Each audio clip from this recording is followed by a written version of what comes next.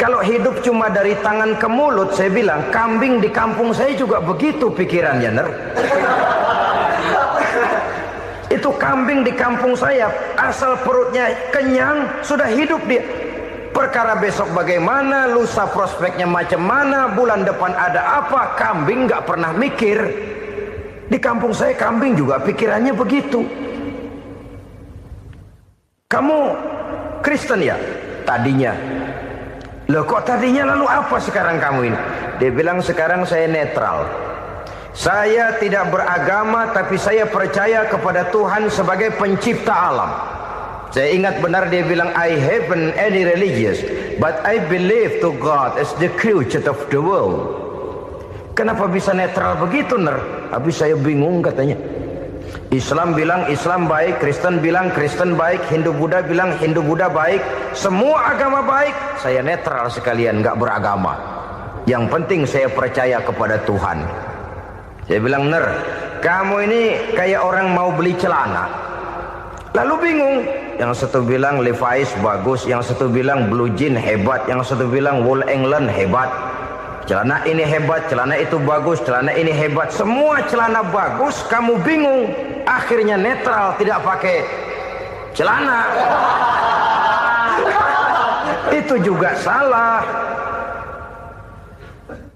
Saya pikir-pikir, kemudian saya melihat bahwa dua pola berpikir Henner ini nampaknya sudah mulai menggejala di lingkungan masyarakat bangsa kita. Disadari atau tidak, secara jujur kita harus berkata, dua pola pemikiran Henner ini mulai berkembang di tengah masyarakat bangsa kita. Pertama, pola pikir materialisme. Hidup adalah dari tangan ke mulut. Masalah hidup tidak lebih masalah isi perut. Itu yang perlu dibela, dan disitulah arti kehidupan. Pergi pagi, pulang sore, peras keringat, banting tulang untuk mempertahankan perut. Kalau sudah kemari cara orang berpikir, maka buat apa percaya kepada yang gaib? Untuk apa sholat? Untuk apa puasa? Untuk apa zakat? Untuk apa menghadiri majelis taklim? Tanpa kepercayaan kepada yang gaib, hidup berjalan menurut alur empiris dan materialis. Kalau sudah ke sana cara orang berpikir, biasanya orang lalu cenderung menghalalkan segala cara. Hanyalah orang yang percaya bahwa akhirat ada. Hanyalah orang yang percaya bahwa alam kubur itu ada. Hanyalah orang yang percaya bahwa malaikat itu ada, hidupnya akan lebih terarah dan terkendali. Karena kepercayaan kepada yang gaib, yang merupakan fase daripada kehidupan setelah hidup yang sekarang ini, mewarnai gerak pribadi seseorang di dalam dia melakukan kegiatan hidupnya. Pola berpikir materialisme, disadari atau tidak, mulai menggejala di lingkungan masyarakat bangsa kita. Hidup tidak lebih dari urusan tangan ke mulut, mulut ke tangan, tangan ke mulut. Asal perut sudah kenyang, hiduplah sudah. Perkara bagaimana prospek hari yang akan datang, bagaimana akhirat, tidak jadi persoalan. Ini yang oleh Nabi diperingatkan, ad-dunya sijnul mu'min wa jannatul kafir. Dunia adalah penjara bagi orang beriman dan surga bagi orang kafir. Dulu di zaman Belanda hadis ini pernah disalah tafsirkan, disalah artikan, digunakan sebagai senjata untuk mengkebiri dan membuat impoten umat Islam. Sudahlah umat Islam gak usah macam-macam, kata Belanda. Dunia ini kan penjara buat orang Islam, surga buat orang kafir. Di penjara jangan bertingkah.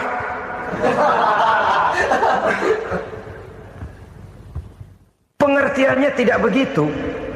Dunia adalah penjara bagi orang mukmin. Artinya dalam kehidupan dunia seorang mukmin tidak bebas memperturutkan hawa nafsunya. Di penjara hawa nafsunya itu. Sebaliknya, surga bagi orang-orang kafir. Buat orang kafir, surgalah dunia ini. Mereka bebas memperturutkan hawa nafsunya. Dilarang tidak terlarang, dicegah pun tidak tercegah. Mereka hidup menurut alur bisikan nafsu mereka sendiri. Kemudian bila ajal datang, maut merenggut nyawa, selesailah surganya sampai di situ. Maka bagi orang-orang yang tidak percaya kepada adanya akhirat, kepada adanya alam gaib, surganya sebatas umurnya. Sekali lagi, surganya sebatas umurnya. Bila umur selesai, ajal pun datang merenggut nyawa, selesailah sudah surganya sampai di situ. Alangkah pendeknya perjalanan orang-orang yang tidak percaya kepada alam gaib ini. Bagi kita mukmin, jikalau kita mampu memenjarakan hawa nafsu, kita bisa bahagia di dunia ini. Dan Islam memang tidak menyuruh kita sengsara di dunia. Raih dunia, kejar dunia, gapai dunia sebagai alat untuk mencapai kebahagiaan di akhirat nanti. Hidup adalah satu perjalanan panjang yang terbentang sejak kita terlahir dari alam rahim sampai kepada alam akhirat nanti. Andai kata kita gagal meraih kebahagiaan di dunia, toh kita masih punya akhirat. Tapi jangan jadi dalil yang melemahkan semangat. Biarin dah kita di dunia kebelangsak, yang penting akhirat. Akhirnya dunia benar-benar kebelangsak. Bagaimana dunia ini bisa kita raih, dan bagaimana meraih dunia untuk menunjang kepentingan akhirat nanti. Yang kedua, dari pikiran Heiner yang saya lihat menggejala di lingkungan masyarakat bangsa kita, timbulnya manusia-manusia netral. Seolah-olah Tuhan yes, agama no. Sama Tuhan percaya, agama ogah. Tuhan ngangguk, giliran agama godeng. Padahal hampir dalam setiap ayat dalam Quran, kata-kata amanu biasanya bergandeng dengan wa amilus sholihat. Iman dan amal soleh. Ini sebagai isyarat Tuhan dan agama jangan pernah dipisah-pisah. Apabila kita bertuhan, maka kita harus beragama. Apabila kita beragama, maka agama itu harus bersumberkan dari Tuhan yang kita imani itu. Tidak mungkin kita pisah, Tuhan yes, agama no. Sama Tuhan percaya tapi agama bikin sendiri. Sembayangnya cukup bengong 2 jam madep ngulon.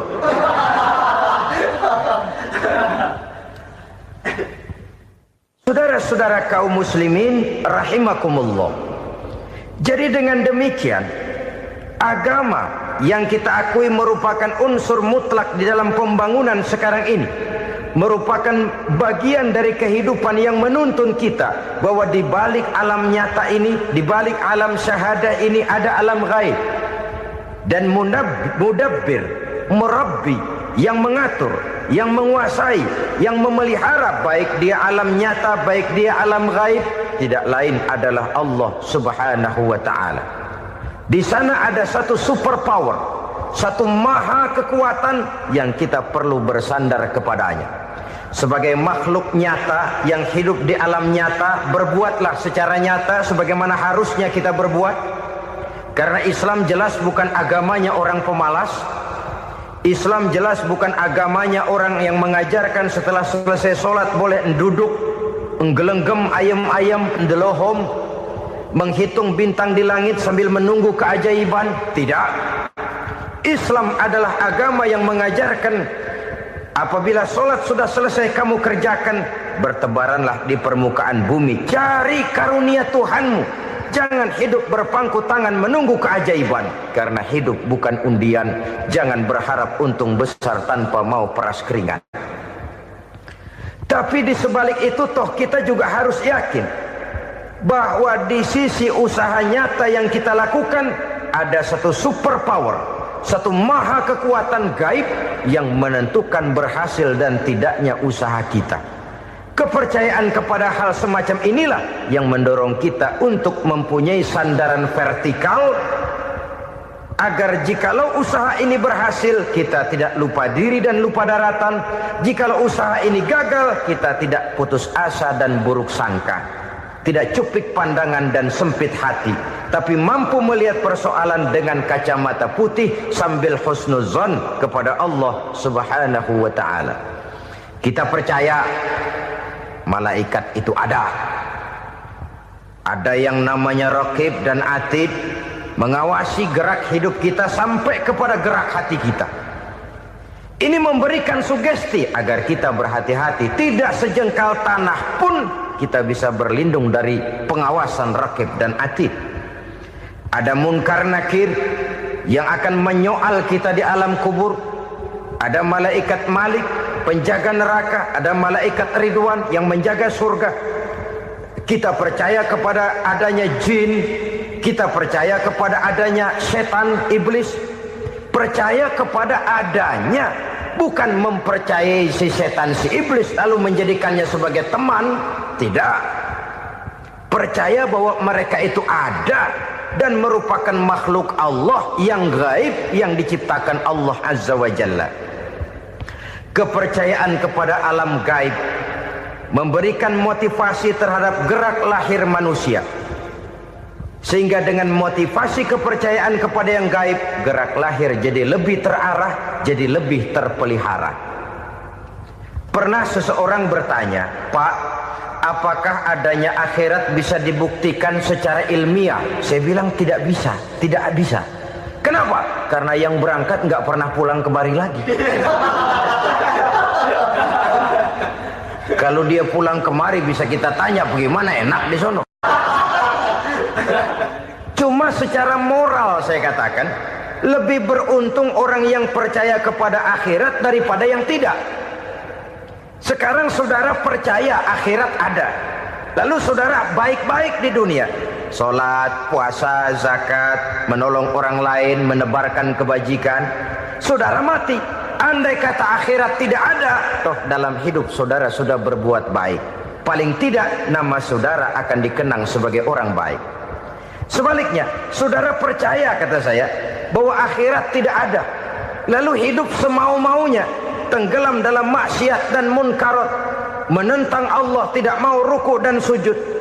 Lalu saudara mati, kemudian akhirat ada. Ayo, mau apa? Bekal tidak punya.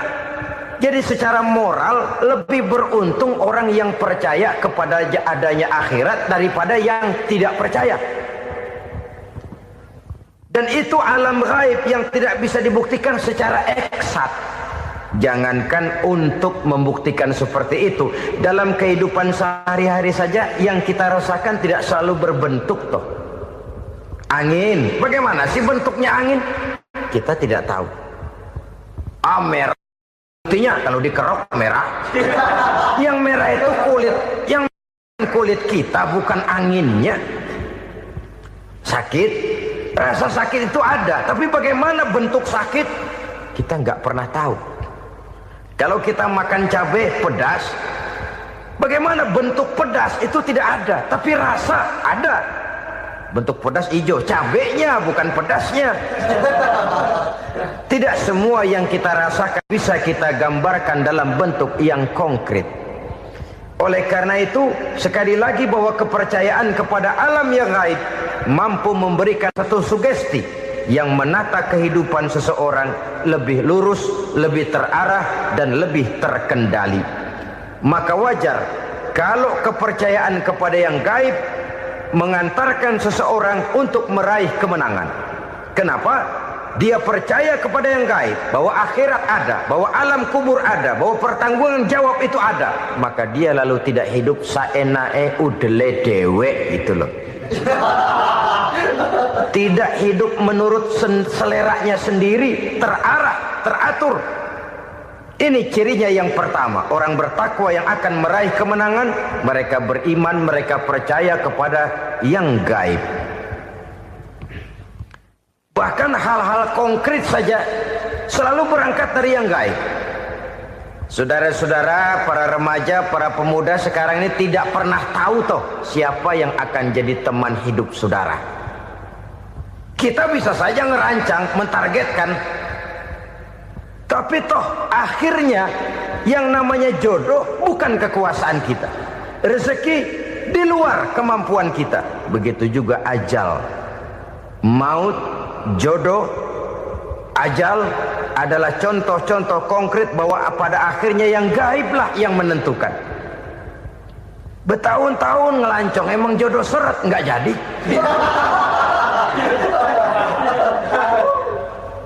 Begitu kenal baru setengah malam nginep ditangkap hansip kan. Hal-hal semacam itu Kadang-kadang kita berpikir suuzon, gile, perempuannya cakep banget, lakinya rebek amat. Memang begitulah jodohnya. Memang begitulah jodohnya. Saudara hadirin ma'asyiral muslimin yang saya hormati, jadi hal-hal yang konkret saja kita yakini sepenuhnya ditentukan oleh satu superpower yang gaib itu tadi. Dari sanalah segala ketentuan itu berangkat dan kesanalah segalanya akan kembali. Maka kepercayaan kepada yang gaib meluruskan gerak hidup seseorang dan itu akan mengantarkan dia kepada meraih kemenangan. Satu. Yang kedua, wa yuqimuna shalah. Orang bertakwa yang akan meraih kemenangan itu adalah orang-orang yang mendirikan sholat. Kenapa sholat mengantarkan orang untuk meraih kemenangan? Yang jelas, inna sholata tanha anil fahsya'i wal munkar. Sholat mampu mencegah manusia dari perbuatan keji dan munkar. Banyak filsafat hidup yang terkandung di dalam sholat ini. Sejak kita wudhu sampai kita menghadap ke arah kiblat, sampai kita melakukan gerak-gerak sholat, bacaan-bacaan yang ada di dalam sholat, lalu sampai kepada mengucapkan salam. Banyak filsafat hidup yang terkandung di dalam sholat. Umpamanya saja, setelah takbiratul ihram mulai kita dengan sholat dalam posisi berdiri, diajarkan dalam kitab-kitab fikih agar kita melihat ke arah tempat sujud. Ini kan filsafat kehidupan. Kalau kamu sholat dalam posisi berdiri, lihat tempat sujud. Jangan sholat mata jelalatan, sebab nanti bisa mengurangi kekhusyuan. Jadi wajar kalau yang dikatakan bahwa yang paling afdol adalah shaf yang di depan. Kenapa? Secara harfiah pengertiannya akan lebih mengundang kekhusyuan. Kenapa? Kalau kita di shaf paling depan di masjid umpamanya paling banter kita lihat tembok. Tapi kalau kita shaf di tengah atau di belakang, orang-orang di depan kita pun akan kelihatan. Yang bajunya loreng, yang bajunya genggang, yang bajunya macam-macam. Kita lihat, kadang-kadang kita pikirin, ada yang bajunya bolong. Kita sholat tapi dalam hati, nih orang bajunya robek yang nggak tahu apa. Ada saja hal-hal yang mengusik kekhusyuan kita. Oleh sebab itu diajarkan dalam posisi berdiri, lihat, arahkan pandangan matamu kepada tempat sujud. Ini kan filsafat kehidupan. Maksudnya apa? Kalau lagi diri lihat dong tempat sujud. Kalau udah di atas ingat dong sama yang bawah. Kalau sudah tinggi ingat dong dari mana kamu berangkat. Kalau sudah berkuasa bantu dong yang lemah. Kalau sudah kaya santuni dong yang miskin. Kalau sudah alim bimbing dong yang awam. Ini filsafat kehidupan. Dalam posisi berdiri kau lihat tempat sujud. Ini akan melahirkan kepekaan sosial di mana seseorang mau tahu kepada orang lainnya. Bagaimanapun kaya kita, tinggi pangkat dan jabatan kita, jikalau hidup hanya untuk kepentingan perut sendiri saja, rasanya belum membawa manfaat di dalam kehidupan kita. Tapi efek yang tertinggi sesungguhnya, sholat mencegah manusia dari perbuatan keji dan munkar. Perbuatan keji dan munkar walaupun kelihatannya mendatangkan uang, membawa keuntungan, tapi itu keuntungan semu, keuntungan sementara. Dengan menipu orang lain kita bisa dapat untung, tapi tidak membawa berkah. Dan itu adalah kerugian besar dalam kehidupan kita. Maka untuk meraih kemenangan harus dimulai dengan membentuk kepribadian yang tegar, memiliki sandaran vertikal yang langsung kepada Allah Subhanahu wa ta'ala. Dan itu hanya bisa kita tempuh melalui jalur ibadah formal yang sudah ditentukan Allah, yakni sholat yang 5 waktu.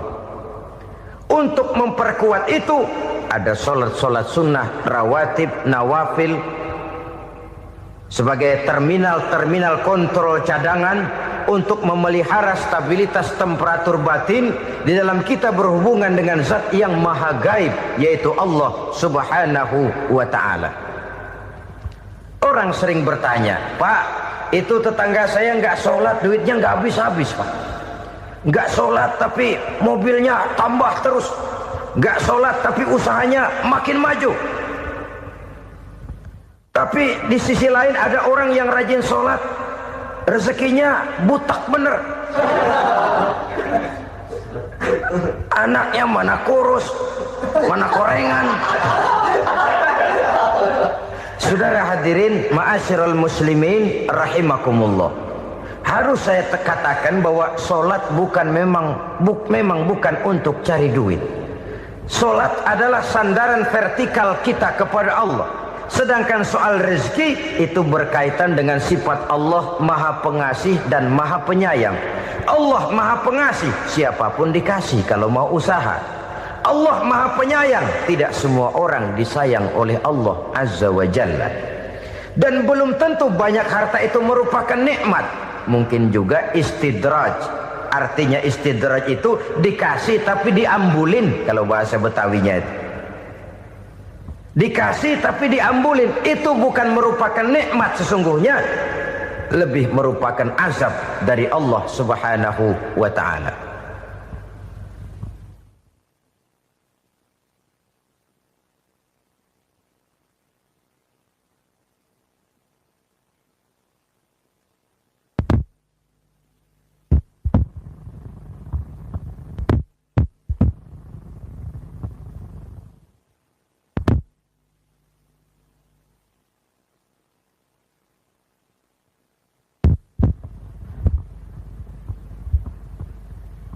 Agama mempunyai sistem sholat, dan kita umat Islam telah dituntun oleh Allah Subhanahu wa ta'ala yang wajibnya 5 kali dalam sehari semalam mendirikan sholat, dan itu tentu berada dalam jangkauan kemampuan manusia.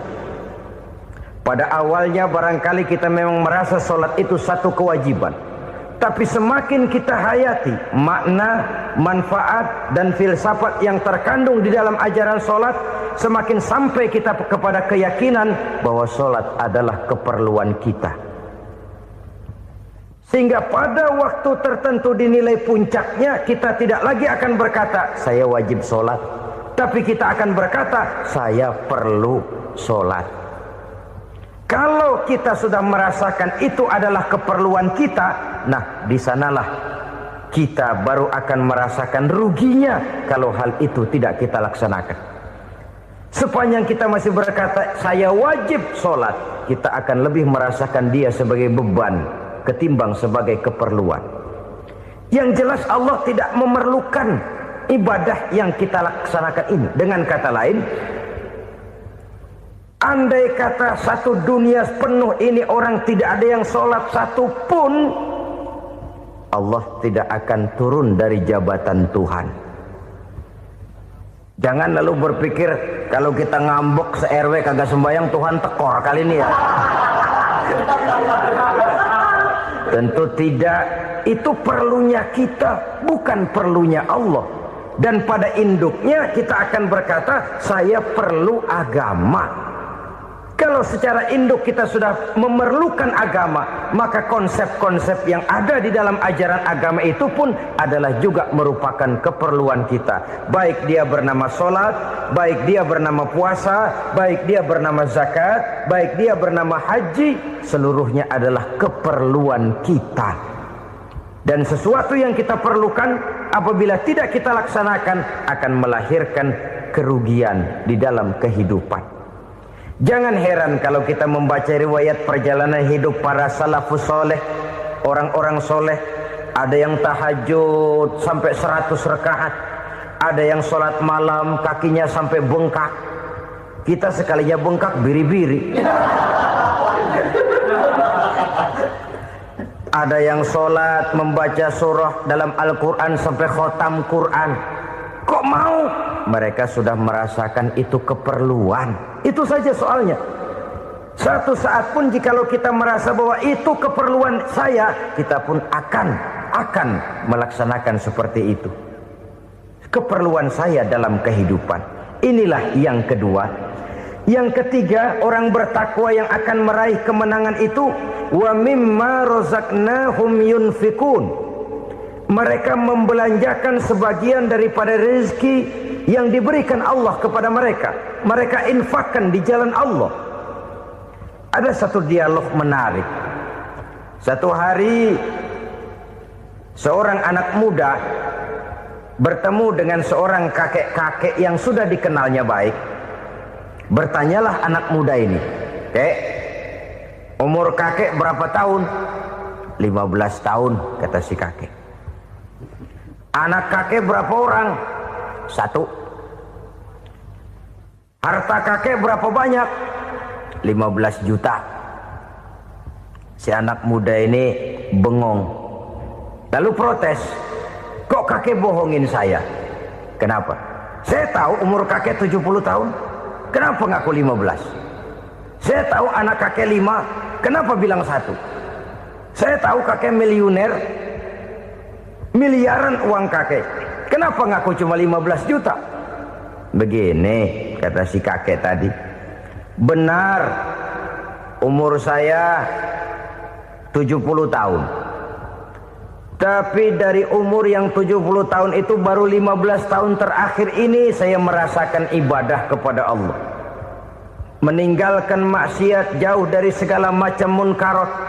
Maka yang 15 tahun inilah yang benar-benar saya rasakan sebagai umur saya. Benar anak saya 5, tapi yang 4 susah diatur. Cuman 1 rasanya nih yang bakal jadi si buah hati, belahan jantung, pelanjut cerita penerus sejarah. Cuma 1 ini yang saya harapkan, yang akan jadi anak soleh, yang akan membuat saya menerima pensiunan pahala. Kalau yang 4 apek dah, nggak ada harapan. Yang 1 nyekek botol mulu." "Oh begitu." "Iya. Lalu kenapa kakek bilang harta kakek cuma 15 juta padahal saya tahu kakek uangnya miliaran, depositonya banyak?" "Ya karena 15 juta itulah yang saya ingat yang pernah saya belanjakan di jalan Allah. Saya merasa itulah harta saya yang sebenarnya. Yang miliaran yang saya simpan di bank kelak kalau satu saat saya mati akan jadi rebutan di antara anak-anak saya. Iya kalau anak saya soleh kayak yang 1 ini. Kalau yang 4 tadi udah tulen dia bakal berantem dah berebut tuh." Jadi 15 juta yang saya belanjakan di jalan Allah inilah yang saya merasakan benar-benar harta saya yang sesungguhnya. Dialog ini patut menjadi bahan renungan kita bersama. Diberikan kita umur 40, 50, 60, 70, 80. Berapa tahun dari umur yang diberikan itu yang jalan mulus, yang kita gunakan untuk melaksanakan ibadah? Banyak harta kita simpan di bank, di lemari, di dompet, di tas. Tapi berapa yang sudah kita depositokan di jalan Allah yang akan menemani kita di hari kita kembali nanti? Maka orang bertakwa yang akan meraih kemenangan, wa mimma razaqnahum yunfikun, mereka membelanjakan sebagian dari rezeki yang diberikan Allah di jalan Allah Subhanahu wa ta'ala. Ma'asyiral muslimin rahimakumullah. Zahirnya memang kita memberikan kepada orang lain, tapi hakikatnya kita menyimpan untuk diri kita sendiri. Kita memberikan kepada yatim piatu 25.000. Zahirnya kita memberikan si yatim, hakikatnya kan kita cuma nyimpan. Saya berikan, titip kepadamu, ini untuk saya di akhirat. Kau boleh belikan baju, kau boleh belikan untukmu makan, kau boleh bayarkan sekolahmu. Ini untuk saya. Hakikatnya kita nyumbang masjid 1 juta, zahirnya kita berikan kepada panitia masjid, tapi hakikatnya kan cuma titip 1 juta ya untuk saya di alam kubur nanti. Silahkan kau boleh belikan semen, ini uang, belikan besi, belikan pasir. Saya cuma sekedar titip untuk kepentingan saya. Hakikatnya kita cuma sekedar menitip. Sebagaimanapun pada hakikatnya, apapun yang kita miliki dalam kehidupan kan cuma sekedar hak guna pakai, bukan hak milik mutlak. Harta kita, rumah kita, kendaraan kita, kebun kita, pabrik kita, hak guna pakai saja. Hak milik mutlak cuma untuk Allah Subhanahu wa ta'ala. Saudara-saudara kaum muslimin rahimakumullah. Ini yang ketiga. Kemudian yang keempat, orang-orang bertakwa yang akan meraih kemenangan, allazina yu'minuna bima unzila ilaika mereka yang beriman, mereka yang percaya kepada apa yang telah diturunkan kepadamu Muhammad, ay Al-Quran, yakni Al-Quranul Karim. Setelah percaya kepada yang gaib, mendirikan solat, kemudian menginfakkan sebagian dari rezeki yang diberikan Allah, mereka juga lalu percaya kepada yang diturunkan terhadap Nabi, yaitu tidak lain Al-Quranul Karim. Sekali lagi di sini, percaya bukan hanya sekedar percaya saja, tetapi percaya lalu menjadikan Al-Quran itu sebagai pedoman hidup. Sebab memang Al-Quran itu adalah GBHM, garis-garis besar haluan muslim. Apa yang harus kita lakukan, apa yang harus tidak kita lakukan, bagaimana mestinya kita bertingkah laku dan berbuat, seluruhnya tercantum di dalam Al-Quranul Karim. Itu sebabnya ketika satu hari Aisyah ditanya bagaimana akhlak Rasul, beliau menjawab, kana Rasulullah sallallahu alaihi wasallam khuluquhul Quran. Akhlak daripada Rasulullah tidak lain adalah Al-Quran. Jawaban simpel ini memberikan gambaran bahwa keseluruhan daripada konsepsi Quran sudah diterjemahkan dalam kehidupan Rasulullah sallallahu alaihi wasallam. Karena kita tahu akhlak adalah keseluruhan dari gerak hidup manusia. Sejak ia berpribadi, berumah tangga, bertetangga, bermasyarakat, sampai kepada berbangsa dan bernegara, Al-Quran tetap memberikan sentuhan nilainya. Oleh karenanya, orang-orang yang bertakwa adalah orang-orang yang menjadikan Al-Quran sebagai pedoman dalam kehidupannya.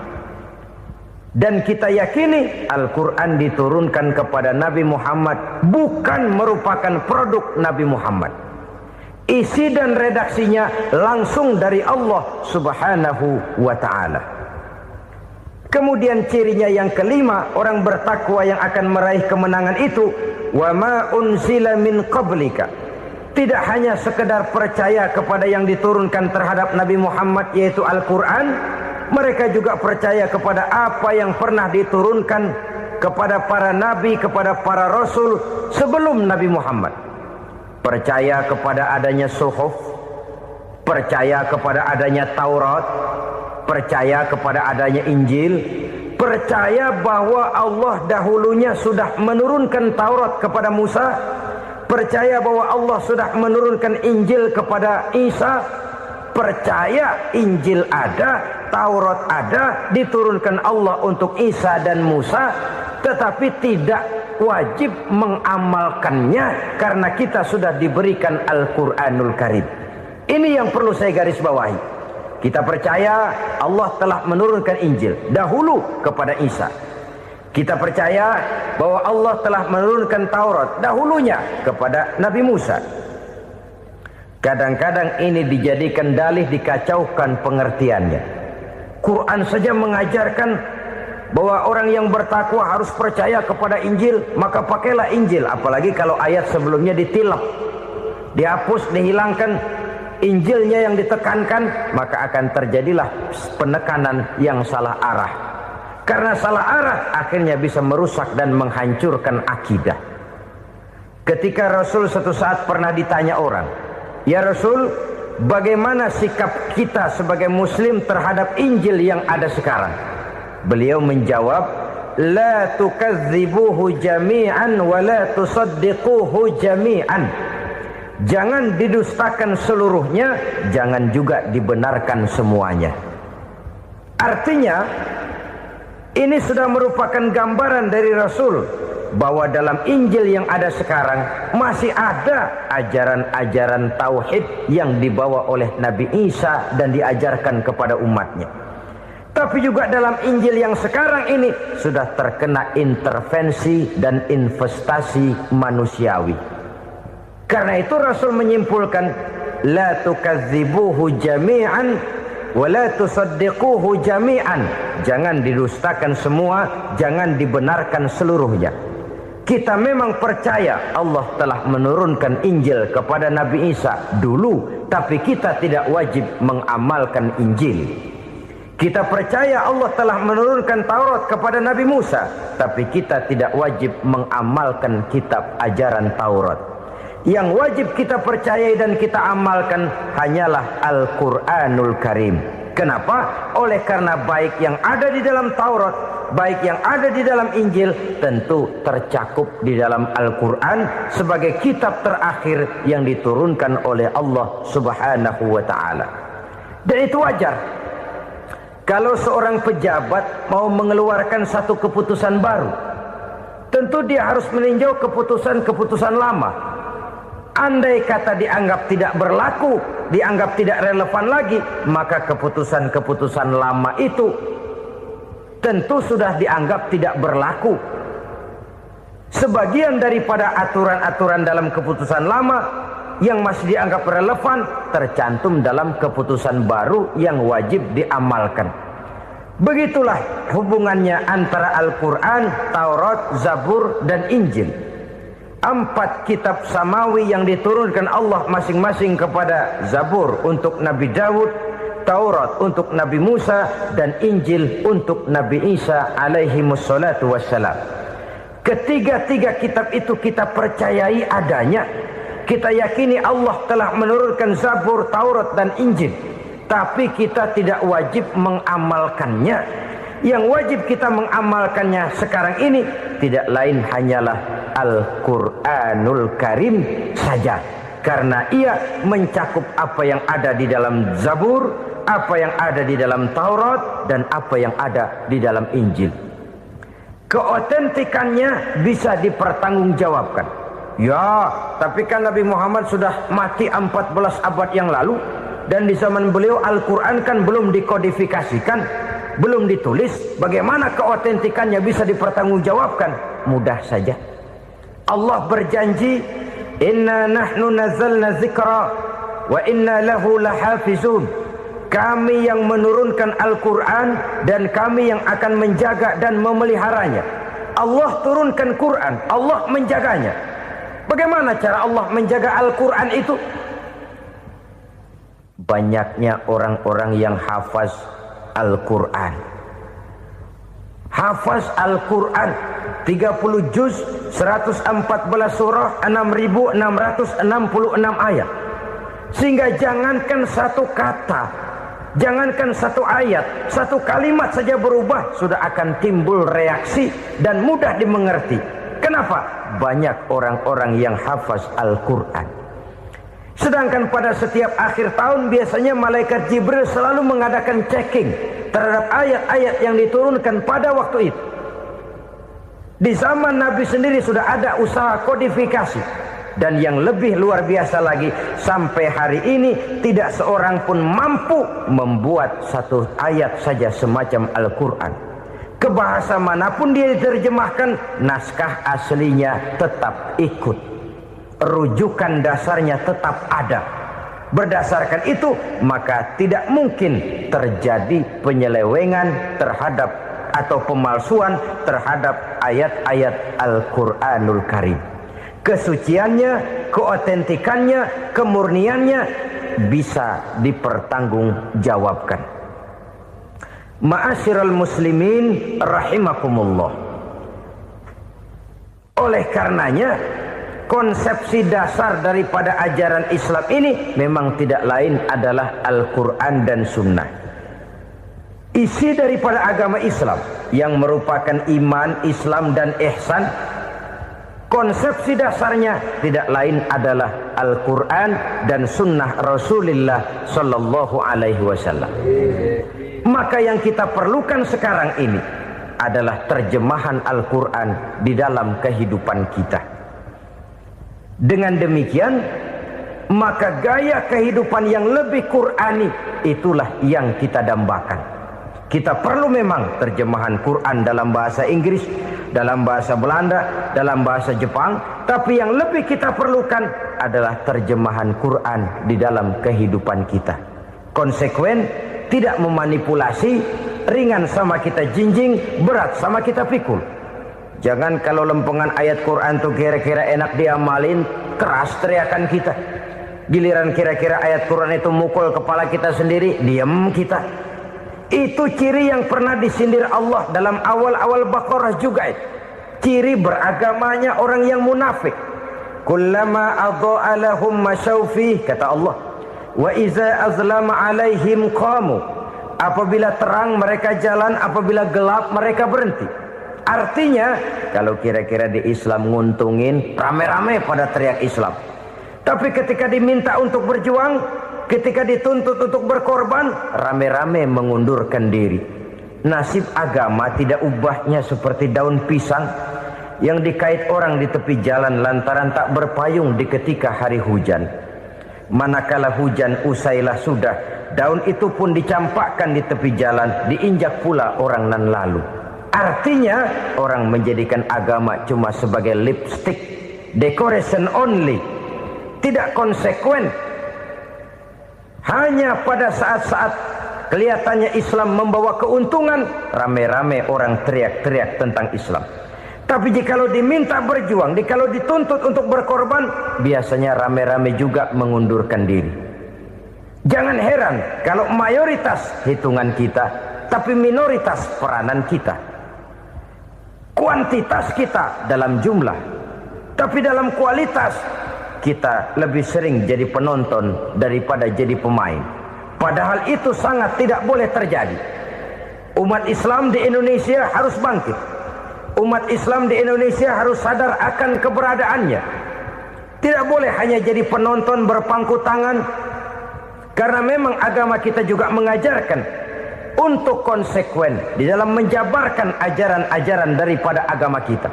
Kita sering jatuh menjadi umat yang lemah oleh karena kita ini tidak pandai menggalang kebersamaan yang diakibatkan tidak konsekuennya kita.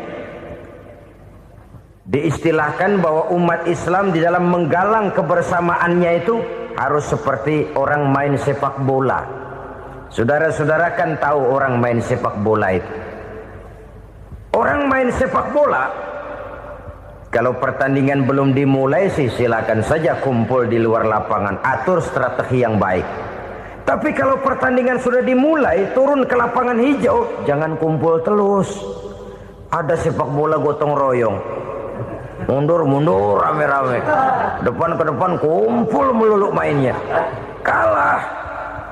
Orang main sepak bola itu ya harus ada penyerang tengah, harus ada penjaga gawang, harus ada strikernya, harus ada kiri luarnya, kanan dalamnya yang jadi backnya.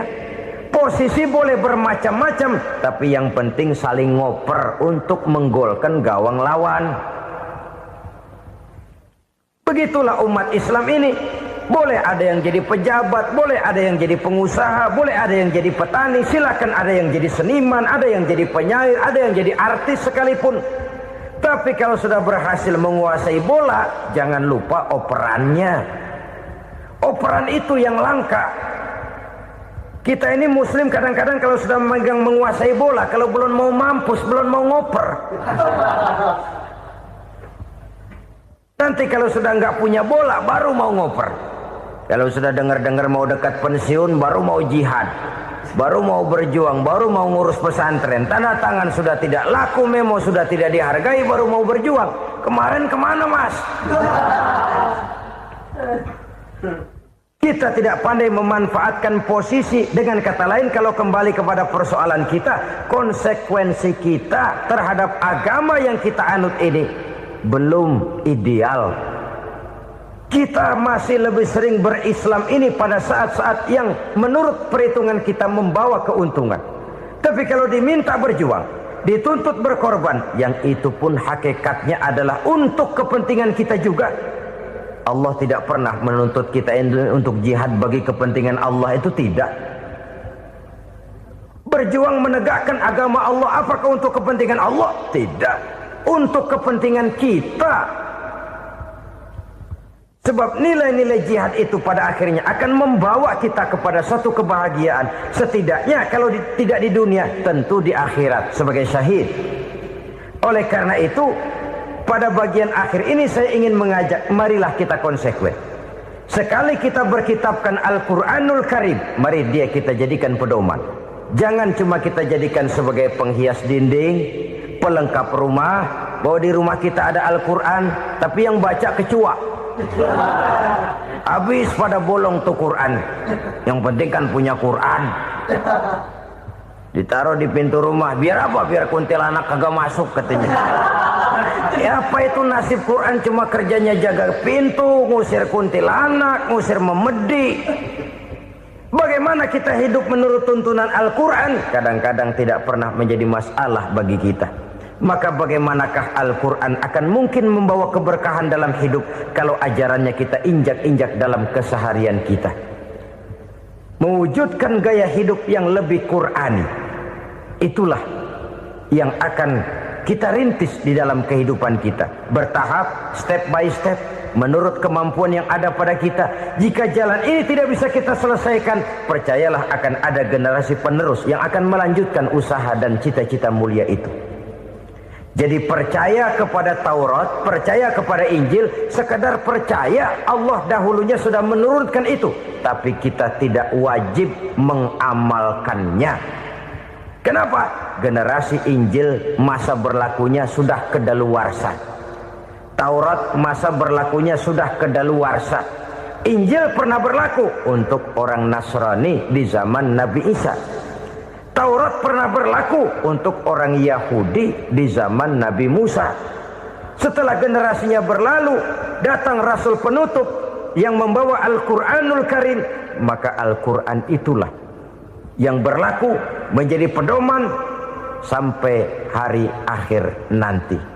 Jangan jauh dari Al-Quran, karena apabila ini kita lakukan, maka kita akan kembali kepada satu gaya hidup yang jauh dari tuntunan agama, dan itu artinya kita akan semakin jauh untuk meraih kemenangan. Saudara-saudara kaum muslimin rahimakumullah. Yang keenam, yang terakhir, orang-orang bertakwa yang akan meraih kemenangan itu wabil akhirati hum yuqinun. Mereka percaya, mereka yakin seyakin-yakinnya akan adanya hari akhir, di mana seseorang akan mempertanggungjawabkan seluruh perbuatannya di dalam hidup ini. Dan tidak ada satu perbuatan yang bagaimana kecilnya sekalipun, yang tersembunyi dalam pandangan manusia, yang tidak akan dibukakan persoalannya di mahkamah Qadi Rabbul Jalil di akhirat nanti. Itulah sebabnya maka percaya kepada akhirat disebut secara khusus. Padahal di awal tadi sudah dijelaskan yu'minuna bil ghaib, percaya kepada alam gaib, dan alam gaib ini termasuk akhirat. Kenapa pada bagian akhir disebut lagi akhirat? Karena ternyata bahwa kepercayaan kepada adanya akhirat merupakan induk dari kepercayaan terhadap adanya malaikat, setan, jin dan lain sebagainya, dan akan lebih memberikan sugesti dalam kehidupan manusia untuk meluruskan gerak hidupnya. Jikalau satu saat tergerak hati akan berbuat kejahatan, ingin mencuri, sadarlah, awas ada akhirat. Sebab kalau kita cuma teriak awas ada polisi, itu cuma tertunda sementara. Begitu polisi meleng, embat. Kalau kita ingin berbuat jahat cuma berteriak awas ada hansip, cuma sementara ketika hansip itu ada. Tapi kalau ceritanya awas ada akhirat, mau menyeleweng awas ada akhirat, mau berjudi awas ada akhirat, mau mencuri awas ada akhirat. Keyakinan yang akan meluruskan gerak hidup manusia sehingga gerak itu jadi lebih terarah dan terkontrol, tidak merugikan baik diri sendiri, lebih-lebih orang lain. Ternyata bahwa kepercayaan kepadanya adanya hari akhirat sanggup menjadi sumber daya kontrol dari kehidupan manusia, sehingga ia tidak terjebak dalam perbuatan maksiat dan munkarat.